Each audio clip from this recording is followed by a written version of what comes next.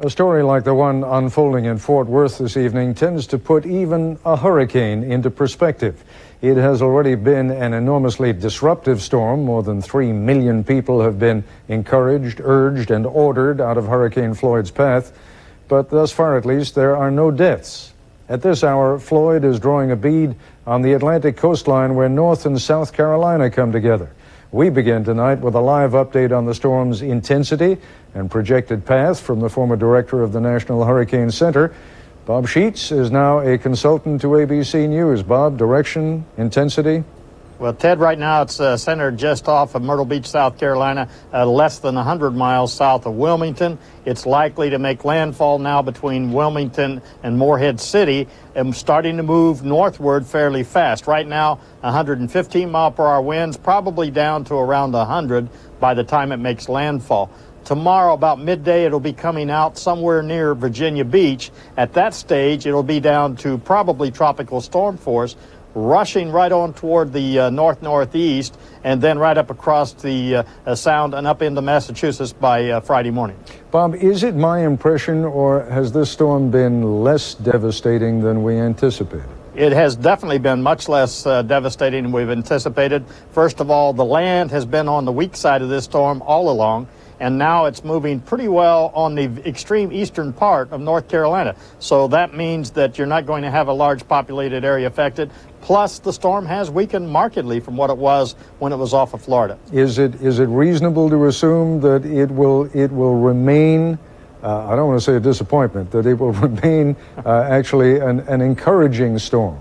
Well, certainly that, yes. I think you've already talked about the fact that we don't think there was any loss of life. There were certainly massive evacuations that took place, and I think they did exactly what they should have done there. The hurricane is moving along fairly fast. That flooding we expect there is some of that, but the faster movement means that it's not going to be as prolonged of an event up there in the Northeast also. Well, that's awfully good news. You and I will talk again at the end of the program. Bob, thank you again very much. Okay. It's nice to get a bit of good news on a night like tonight. You may remember last night I spoke with Admiral J. Michael Johnson on board the aircraft carrier John F. Kennedy, riding out the hurricane in the Atlantic east of Jacksonville.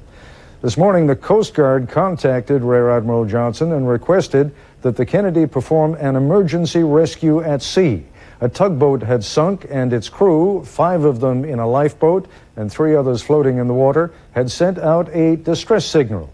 Rear Admiral Johnson joins us again tonight with Petty Officer Shad Hernandez, the first sailor who dove into the stormy Atlantic to help save that crew. Admiral Johnson, begin by telling us, if you would, how difficult a decision it is to head that huge aircraft carrier back into the storm that you were trying to get away from. Ed, it's been an interesting 24 hours, but Kennedy, after getting that distress call, obviously had to react to a few sailors lost at sea. We turned the carrier back towards the storm with an eye towards keeping it out of the heaviest seas that we possibly could, and were able to launch 2 of our helicopters when we were 100 miles away from the crash site. We were just looking at a piece of videotape, Admiral Johnson, of the Kennedy in calm seas, and the flight deck just appears to be so far above the water. Someone was telling me earlier that you were actually in waves that were breaking across the bow of the ship. Is that right? That's correct, Ted. We had waves coming up over the bow of the ship to the point where it had ripped off 8 of our life rafts that are attached right up at the flight deck level. Now, I don't usually shove an admiral out of the way to talk to a petty officer, but I think even you will agree that Petty Officer Hernandez did one whale of a job today. Tell me about it. You actually jumped into the water from the helicopter, Petty Officer? Well, actually, I was lowered down on a hoist to the water. The helicopter was about 60 feet in the air, and they lowered me down. Didn't really realize how big the seas were until you actually get down there and down to the bottom of the ocean. We were seeing about 20-foot waves, 18 to 20 foot. We'd get our waves up to about 30 feet, and it was amazing seeing the size of these waves when you're down the bottom of a trough. Tell me something. How, when you're at the bottom of the trough, can you even know where the men you're trying to rescue are anymore? I mean, I would imagine that they don't just drop out of sight. It's like being on the other side of a hill, isn't it? Yes, sir, it is. Actually, I had a general direction when I was being lowered down. I tried to keep as, good a sight on where they were as possible. When you hit the water, you see them every other wave, and then you swim in that direction. When I got to them, they were pretty exhausted. They'd been out there a while. One of the men had a laceration above his left eye. It wasn't too serious, but he had blood everywhere. Admiral Johnson, under anything but these emergency life and death conditions, would you launch a helicopter in these kinds of seas and those kinds of winds?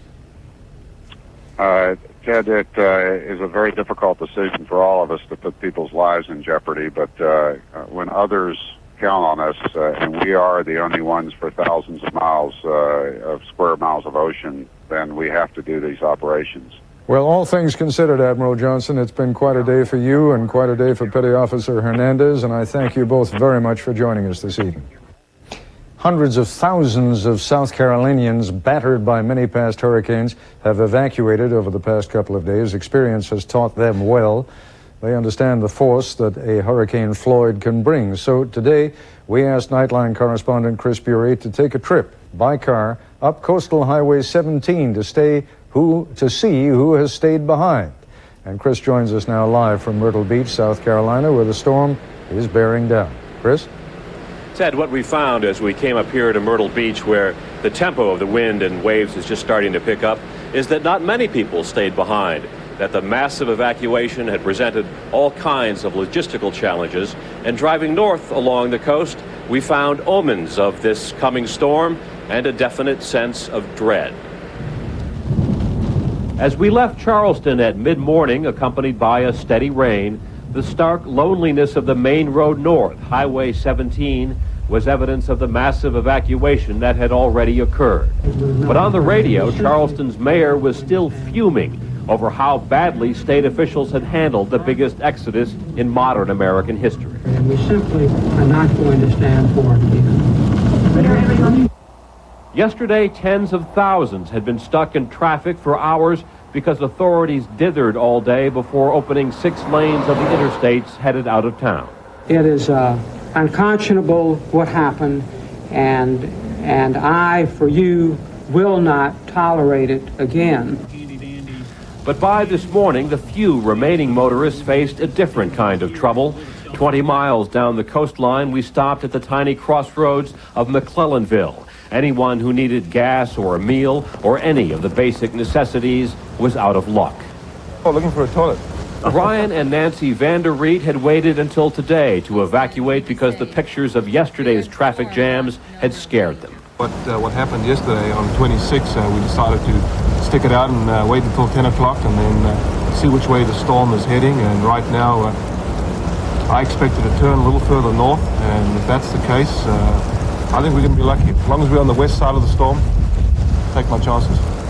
We were afraid we'd get stuck in traffic, terrible traffic, and be in the car with a dog and a baby for too long, and thought that maybe if we went to Charleston, we'd be safe. Bad storm, but no real danger. A moment later, Angus McBride, a state conservation warden, stopped by looking for stranded motorists. Resources. I'm currently assisting some of the deputy sheriffs in the village to make sure that anybody who the last minute needs a ride out gets a ride out, and just make sure that the village is secure throughout the storm. Just before noon, a tornado watch is issued.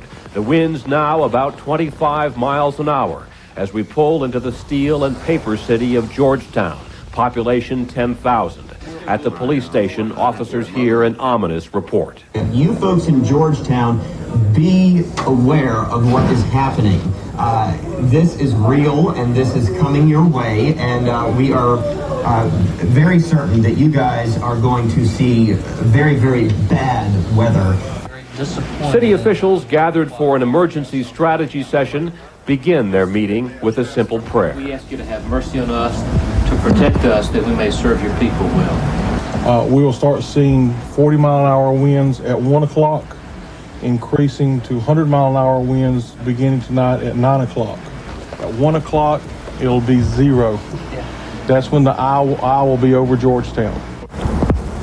At this point, 1:30 this afternoon, we could find only a solitary figure on the streets of Georgetown and the mayor seemed resigned to the idea that any more warnings would be futile.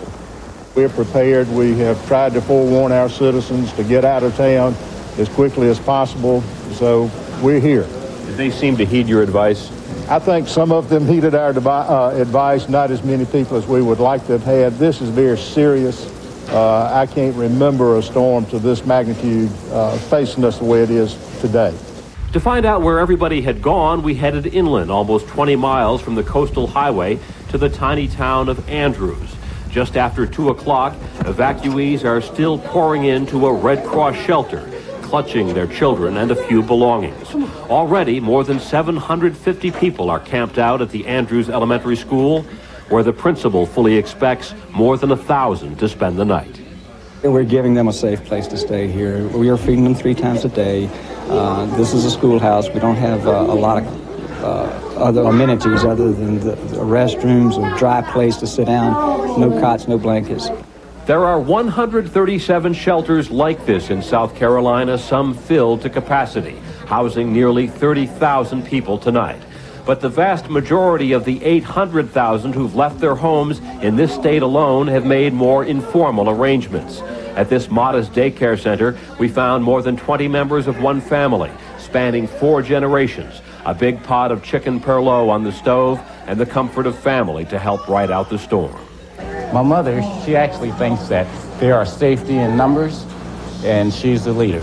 And apparently she said, let's go to the center, so here we are. A curfew in effect from 7 p.m. to 7 a.m. So stay on. 3 o'clock, back on the road again, and we are now feeling the outer edges of the hurricane.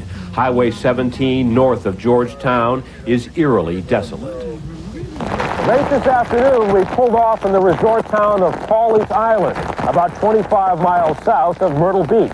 The winds are now gusting in excess of 40 miles an hour, and authorities are warning last-minute stragglers to get out now, because once the winds hit 50 miles an hour, even emergency vehicles will not venture out in this storm. Another 15 miles up the coast, Garden City, South Carolina, is already being swamped by the storm. Still out at sea, Hurricane Floyd is sending huge surges into the boardwalk. It's 5 o'clock now, and a county-wide curfew has been enforced for 2 hours. But at least one family ignores that and the mandatory evacuation order as well. We felt like the storm, it was going to follow. It's so big, we felt like it would follow us anywhere we went, so we decided to stay here. Tonight, as the hurricane approaches and darkness sets in, we pull into Myrtle Beach, about 100 miles north of where we began in Charleston. We rode patrol with Police Corporal David Garazio. Try to keep everybody safe. Shouldn't be anybody out here but us. Myrtle Beach is famous throughout the South as a vacation spot, but it's no place to relax tonight. Just in the last hour or so, the winds here at Myrtle Beach have picked up dramatically, gusting now to about 50 miles an hour, and the ocean surf is rising too. And even though the eye of this hurricane is now expected to pass 60 or 70 miles north of here, the entire South Carolina coast is bracing for severe flooding once Floyd finally reaches land in the next few hours. Ted? It is just after the witching hour here, and this is about the time, Chris, that they thought the hurricane was going to hit with its full force. Are they now assuming that it's going to miss Myrtle Beach? They're thinking that the eye of the hurricane is going to go about 60 miles north of here. But because this is such a huge storm, and because the winds are still substantial, the hurricane winds are about 115 miles in the ocean now, they're still expecting that Myrtle Beach is going to get hit. Is Myrtle Beach essentially evacuated, or is it just that whoever is still there is obviously not outdoors at a time like this? Now, most of Myrtle Beach is evacuated. Shelters have been set up in this county a few miles inland. There are police out in the streets looking for last-minute stragglers tonight, and those of us hardy souls who are working in the hotels. But outside of that, Myrtle Beach, a famous vacation spot and party town, is a ghost town this evening. It actually, I mean, I've been watching you on the screen since you and I first started talking just before the program. It really does look as though it's kicking up a little now, doesn't it? Yeah, I think this is the beginning of the worst. We heard some electrical transformers crackle in the background just a few seconds ago, and a couple of pops. It's widely expected that there are going to be power outages. The cable television went out about an hour or so ago for a while, and it's certainly likely that the storm is going to get worse in the next couple of hours. All right, Chris Bury, thanks very much indeed, and we will be back with more in a moment. What if Dr. Frankenstein's experiment had worked? And instead of being ugly and ruthless, the monster was handsome and charming. Would the villagers still have hunted him down? Or would they have invited him in and introduced him to their daughters? Introducing the all-new 2000 Mitsubishi Eclipse, nicely equipped at 17.7. It's alive. Okay, we know there are enough calling plans on this planet. Yeah, it's way too complicated. Make it simple. I will. You see, with new AT&T One Rate 7-cent plan, it's nothing but simple. It's 7 cents a minute all day, every day, whenever you call. There are no 10 numbers to dial. Or those nickel rates that are sometimes a quarter. No, that was not me. With AT&T One Rate, it's simple, period. So what was confusing is now not. I like simple. Simple is good. And tomatoes. Even better. All day, every day. Call 1-800-4-1-RATE to enroll. I hate grapes. Green and purple and seedless. Sure, they taste great, but on a supermarket floor, they can make for nasty slips and falls. Hi, I'm Al Mangoni, a safety specialist with Liberty Mutual Insurance. There's no reason the supermarket floor should ever be a dangerous place. So we're working on non-slip flooring and other materials to keep you safe. At Liberty Mutual, we have hundreds of experts helping you live a safer, more secure life. It's insurance in action. I also hate bananas. From the producers of 30-something and Shakespeare in Love. Beautifully acted, sharply written. Once and Again, Tuesdays this fall on ABC.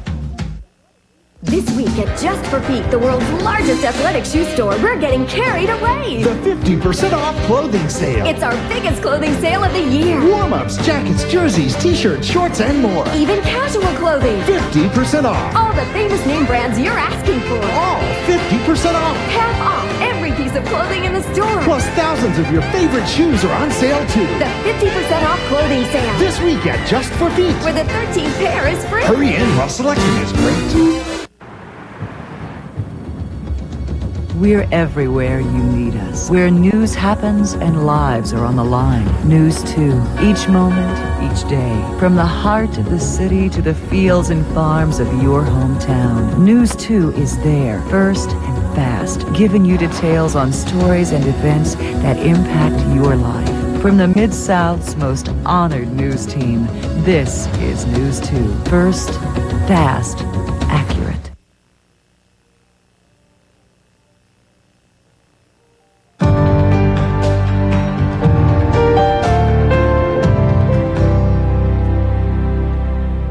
I'd like to warn our affiliates down the line that, as you can imagine, we are going a little bit over our normally allotted time tonight because of the shooting in Fort Worth.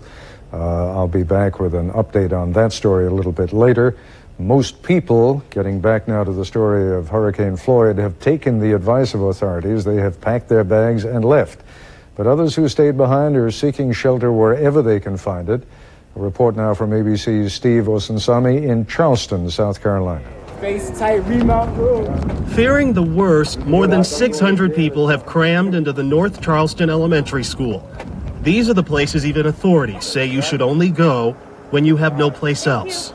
The facilities here, unfortunately, are very Spartan because we don't have time to get all of the extra frills here in time for the storms. But what we're primarily interested in is getting them out of harm's way. On a normal September day, some of the families have students who walk these halls.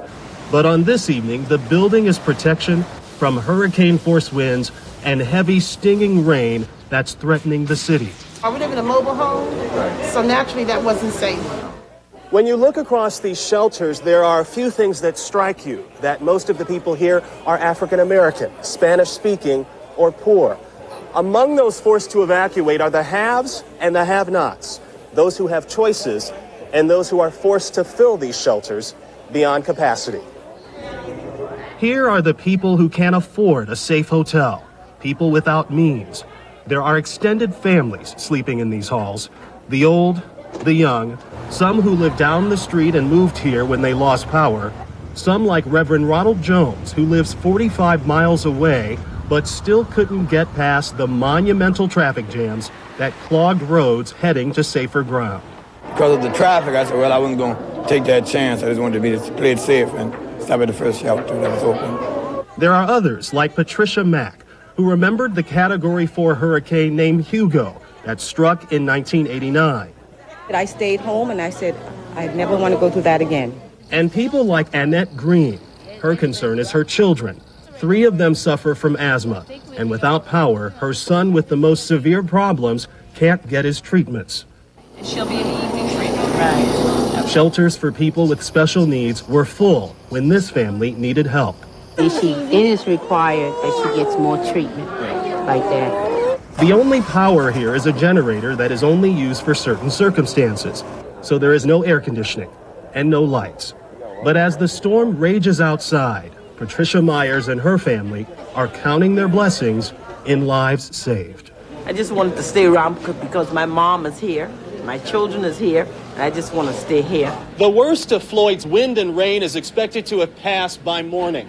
But then, for some of these families, comes the even more frustrating part, trying to use what little they have to repair or rebuild. Ted? Thank you, Steve. Macon, Georgia has become a magnet for people from miles around trying to escape the brunt of Hurricane Floyd, looking for safety. Here now is Nightline correspondent Michelle McQueen. It was a mass of humanity, all shapes and sizes and colors, all gathered here at the Macon Coliseum seeking refuge from the storm. We're going to start between 6 and 6:30. We're going to have hamburgers, hot dogs, spaghetti. Ramon Lemus of Savannah had packed up the 14 members of his extended family and made a run for it. We don't like to wait because we got babies. Yeah. You know, babies, you have to run away real quick. What do you think of it? Are you scared? Are you nervous? No, I'm not scared because I trust in God and I know that nothing bad might not happen. We are from Honduras. And you know the hurricane Honduras, how damage making my country, make it 90% to my country break down. Many friends die.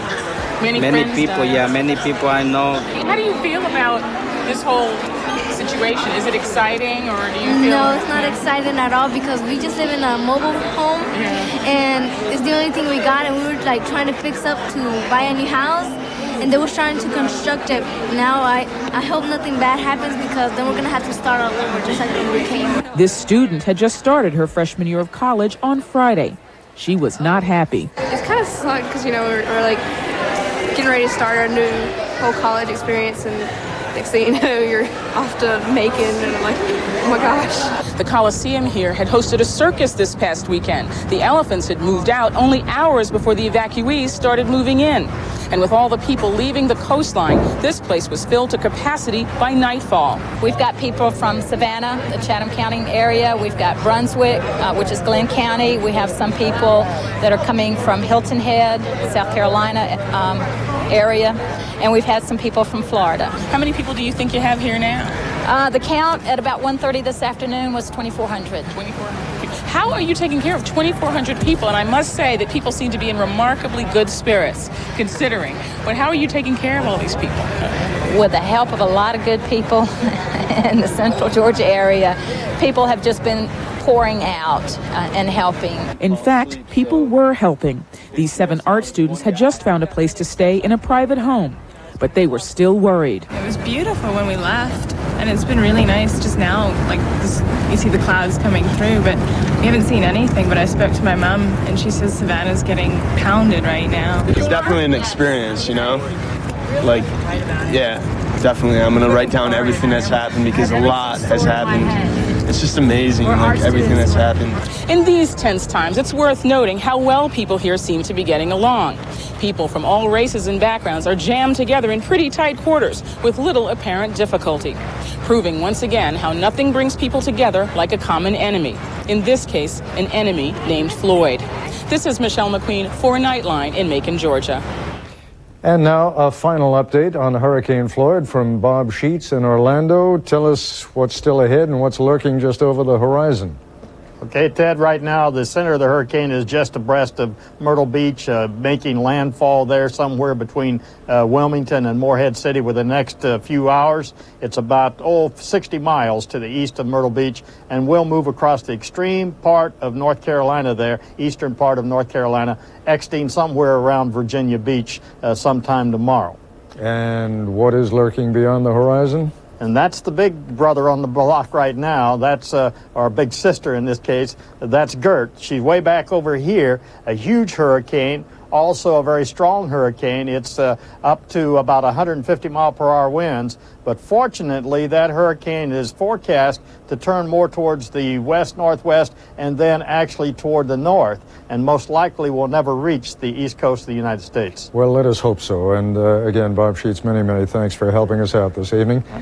When we come back, I'll have an update on that terrible shooting in Fort Worth, Texas.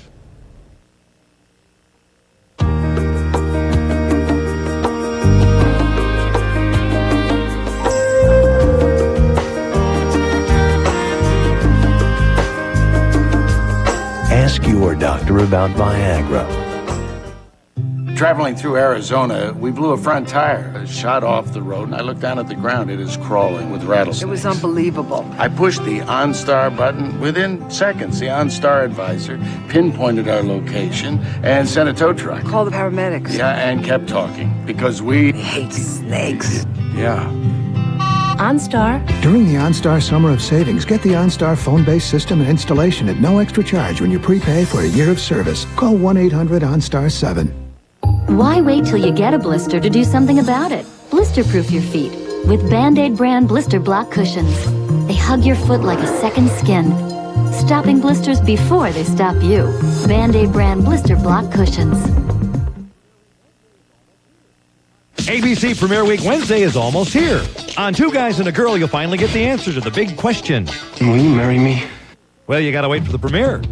Norm's hot for Faith Ford, who's hot for this guy. He has a really big heart. Well, you know what they say, you only get one really big organ, so... It's your first look at Mimi and Mini Mimi. Well, there goes the theory that you were cute when you were small. The season premiere of True, and it's the new faces of a comedy destined to be one of the season's best. Oh, Grow Up premieres on the new ABC Wednesday in 1 week.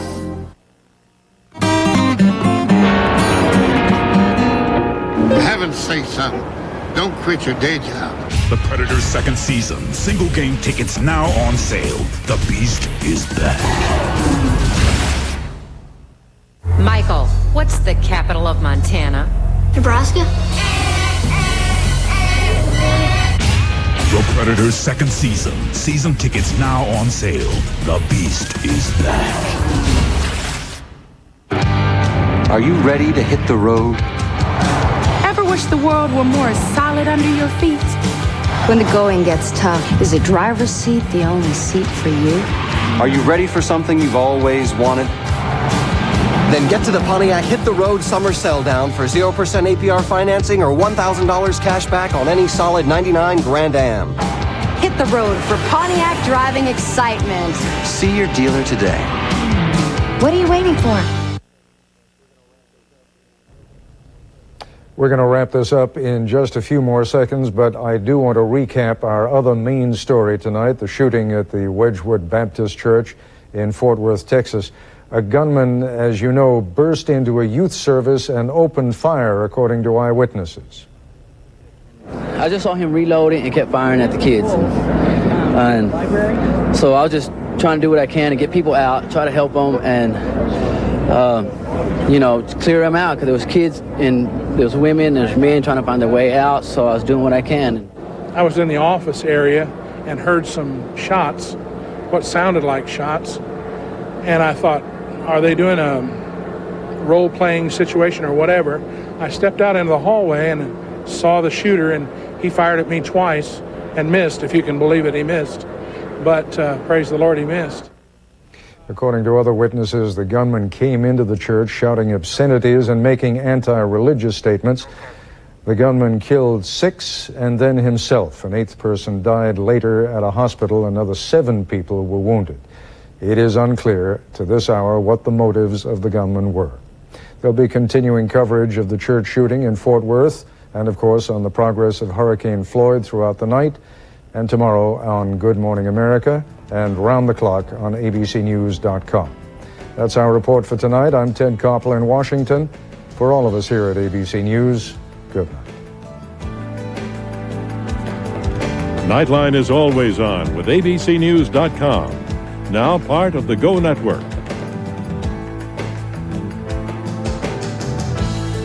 If you'd like a transcript or video cassette of this or any other edition of Nightline, please dial 1-800-CALL-ABC.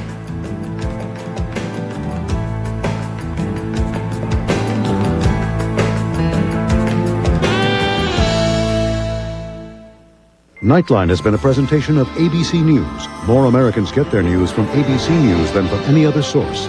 abcnews.com, now a part of the Go Network. Tomorrow, no words of warning. Why you're not being told critical information about prescription drugs. Watch ABC's World News Tonight with Peter Jennings.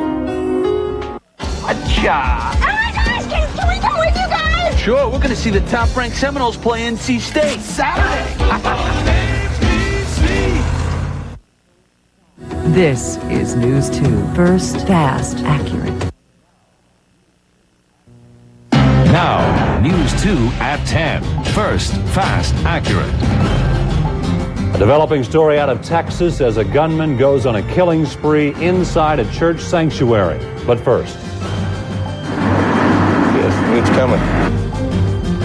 With winds of 115 miles per hour, Hurricane Floyd is inching closer to the Carolinas, already dumping heavy rain on virtual ghost towns as millions of residents heed the warning to get out of Floyd's way. And these pictures from Florida, just a sample of what may lay ahead. Good evening, everyone. The waiting is almost over. Hurricane Floyd is just a few short hours away from hitting land. In fact, hurricane-force winds are expected any minute now. Now, the storm is expected to make landfall tonight somewhere between Wilmington and Charleston. ABC's Jim Sciutto is in Wilmington, North Carolina.